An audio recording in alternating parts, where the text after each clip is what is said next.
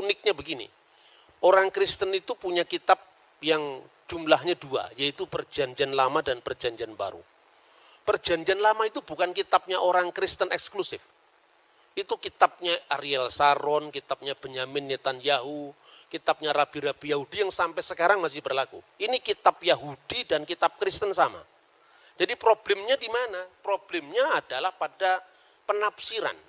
Jadi sekalipun orang Yahudi menolak Yesus dan orang Kristen percaya Yesus, tapi kitabnya kan sama. Sekedar kita mengetahui, Injil Barnabas ini tidak disebut Injil oleh orang Kristen, karena ini buku yang baru muncul pada abad pertengahan.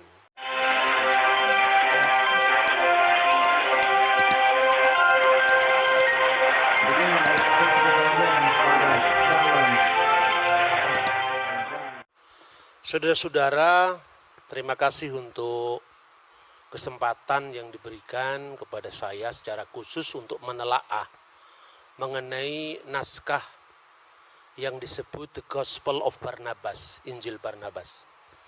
Kebetulan ini salah satu bahan yang pernah saya teliti, dan ini buku pertama yang saya tulis di dalam perjumpaan saya dengan Forum Lintas Agama pertama kali.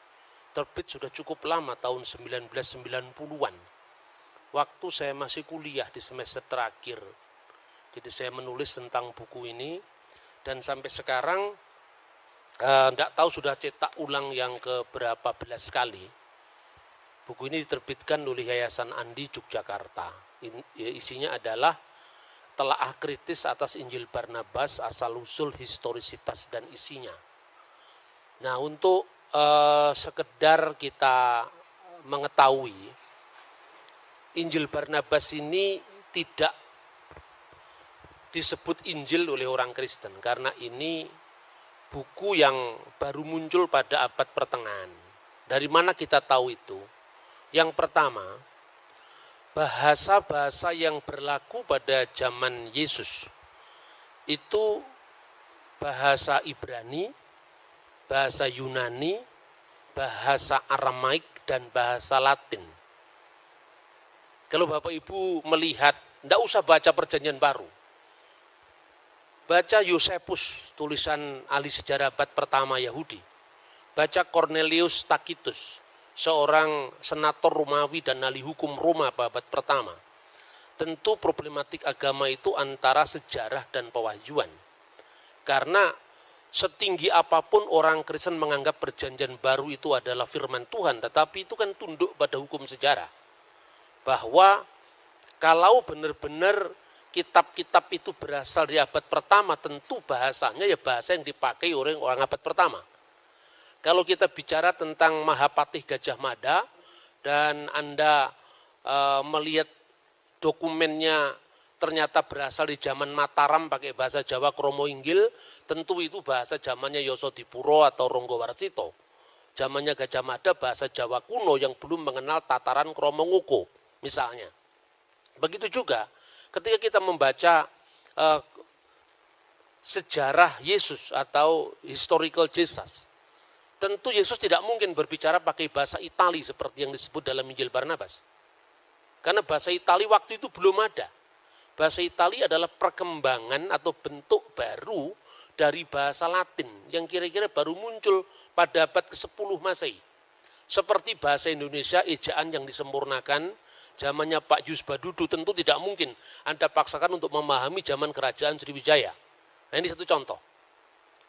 Perjanjian Baru kemudian melestarikan sejumlah ungkapan dari kitab Taurat, kitab nabi-nabi, dan tulisan-tulisan suci yang lain.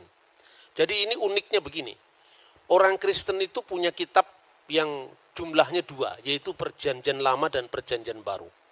Perjanjian Lama itu bukan kitabnya orang Kristen eksklusif.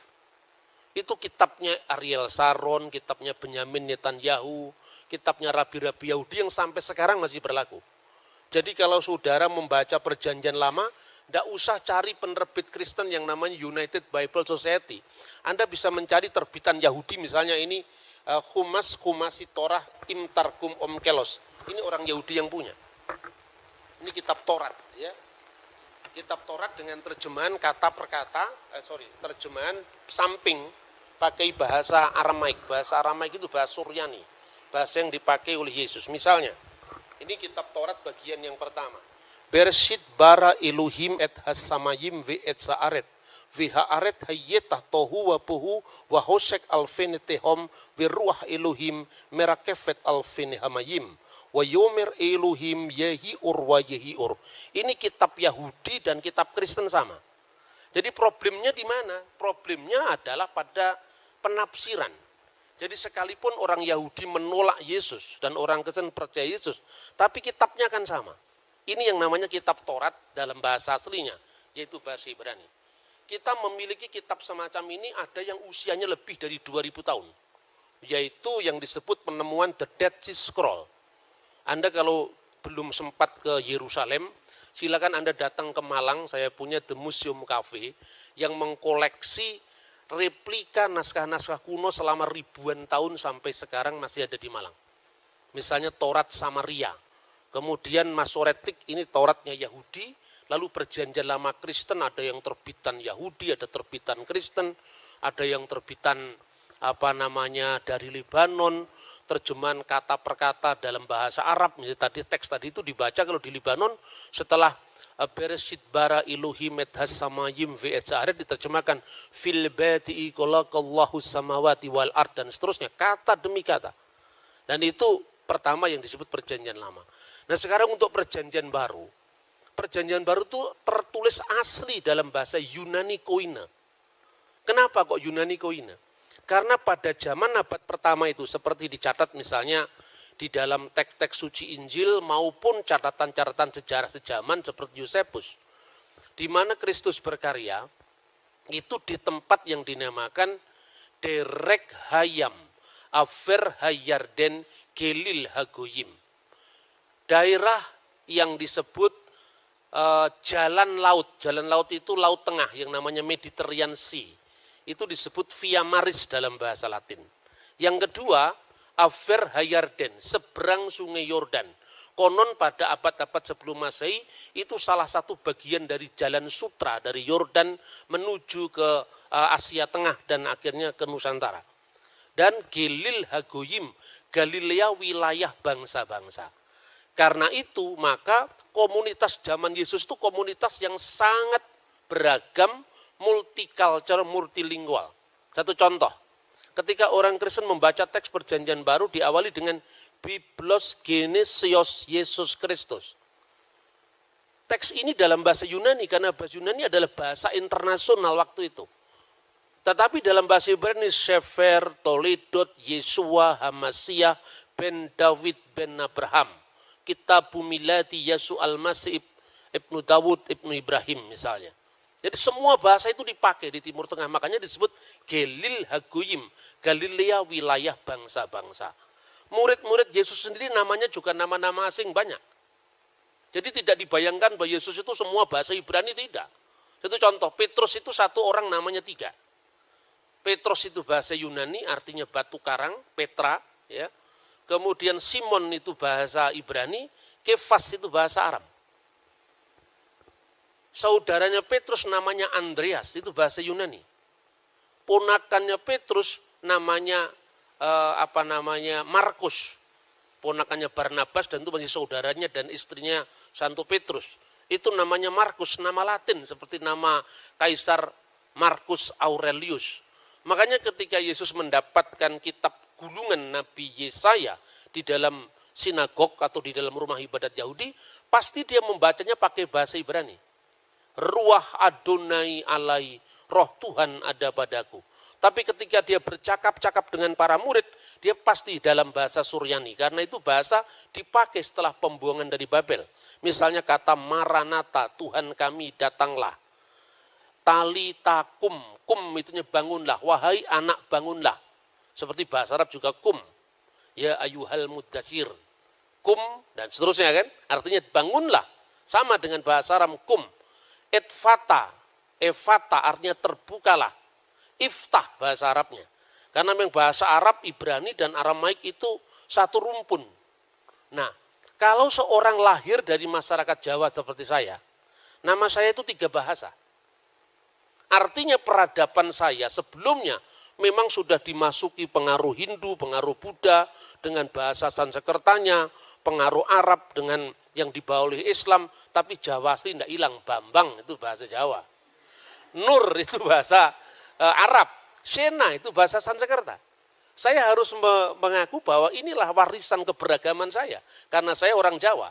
Tapi kalau Anda lahir di Manado, satu kampung namanya Maria semua, sulit membedakan. Karena terlalu Kristen. Makanya saya selalu pesan, jangan kita terlalu Kristen. Nanti identitas kita jadi seragam semua. Begitu Anda ke Aceh, semuanya namanya nama Arab. Nama-nama lokal kita hilang. Berbagilah Anda muncul di Jawa dan di Salatiga ini.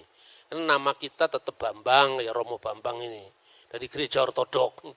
Ya, berdiri Romo, ini Romo saya ini.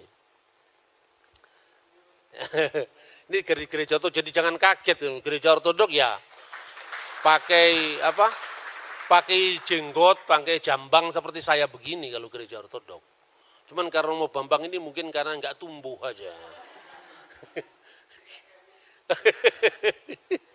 Jadi kadang-kadang orang kita ini kagetan, dipikir loh, ini kok gereja seperti Islam, ya enggak lah. Beda dengan Islam. Orang Islam kalau berdoa Bismillahirrahmanirrahim, kita berdoanya tidak begitu. Bismillahirrahmanirrahim amin kan beda. Kalau ada orang Islam meninggal, inna lillahi wa inna ilaihi rajiun.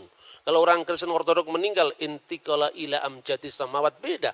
Sama-sama Arabnya tapi vocabulary-nya beda. Sama-sama Timur Tengahnya vocabulary-nya beda. Kalau Kubah ada tanda bulan sabit itu Islam. Tapi di seluruh Timur Tengah yang namanya gereja itu berkubah.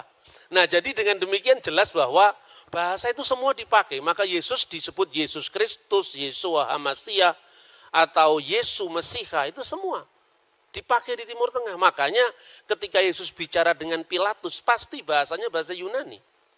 Dan bahasa itu dipakai semua, makanya di atas salib Kristus itu tertulis dalam bahasa Ibrani, Yunani, dan Latin. Bahasa Latinnya pasti INRI, Yesus Nazarenus Rek Judairum. Di seluruh Indonesia salib kita bunyinya INRI. Karena apa? Karena ini warisan Katolik. Katolik diteruskan Protestan.